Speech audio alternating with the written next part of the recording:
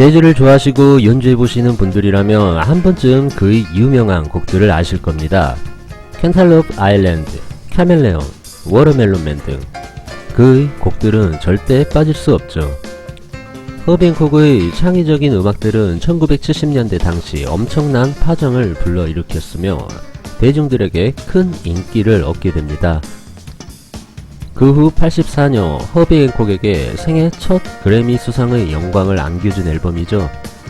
인트로 영상에서 보셨듯이 퓨처 쇼크의 락킷은 신디사이저 키보드와 전자드럼, 턴테이블의 스크래치, 그리고 로봇들과 브레이크 댄서들의 퍼포먼스, 앨범명 그대로 문화 충격이었습니다. 또한 당시 최초의 재즈 힙합으로 평가되며 시대를 앞선 사운드와 연출을 보여줬죠.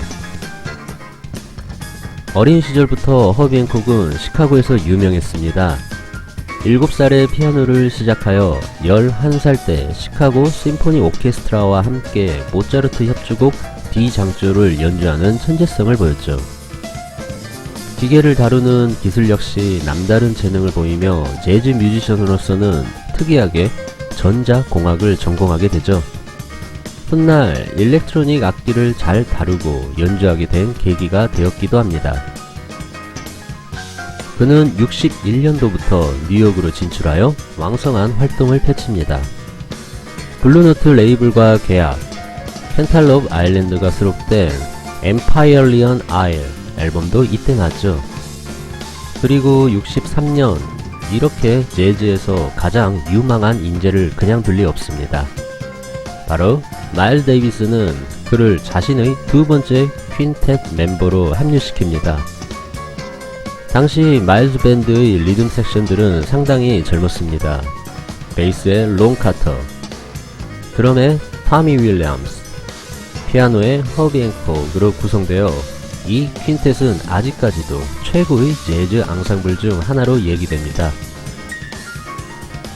그는 마일스 데이비스 밴드의 일원으로 다양한 연주와 음반 활동을 하며 락과 대중음악의 요소를 통합하기 시작했습니다.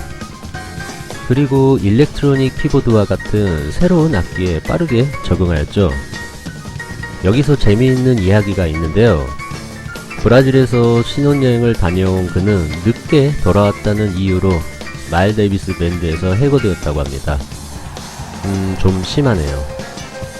그 후 데이비스는 자신의 새로운 사운드를 찾기 위해 밴드를 해체하였고 1968년 허비 앤콕은 자신의 섹스텟을 결성하게 됩니다. 그렇지만 밴드를 떠났음에도 불구하고 향후 몇 년 동안은 마일스 데이비스의 음반 세션에 참여하였죠. 이제부터 그의 퓨전 재즈 횡보는 본격적으로 시작됩니다. 71년도부터 76년도까지 그룹 무한디시와 더 헤드헌터스를 결성, 기존의 어쿠스틱 악기가 아닌 일렉트로닉 악기들을 사용하여 즉흥 연주를 기반으로 한 펑키, 소울, 힙합 등을 연주. 헤드헌터스 앨범은 엄청난 파장과 200만 장 판매라는 상업적 성공을 거두며 대중적인 인기를 끌어냈죠. 그 후 그는 앞서 소개해드린 35번째 앨범 퓨처 쇼크를 발매, 또 한 번 성공을 거두며 국회에 연구소장되기도 하였다 합니다. 재즈를 넘어 다양한 음악적 시도는 그의 곡 카멜레온처럼 변화무쌍하며 두려움 없이 지금도 현재 진행형이죠. 그리고 저도 몰랐는데요.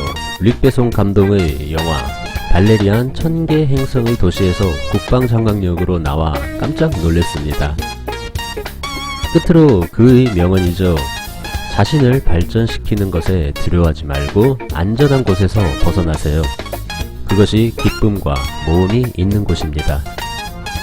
지금까지 시청해주셔서 고맙습니다. 구독도 한 번씩 부탁드리면서 다음 이 시간에 유익한 뮤지션 및 앨범 이야기로 다시 돌아오겠습니다. 감사합니다.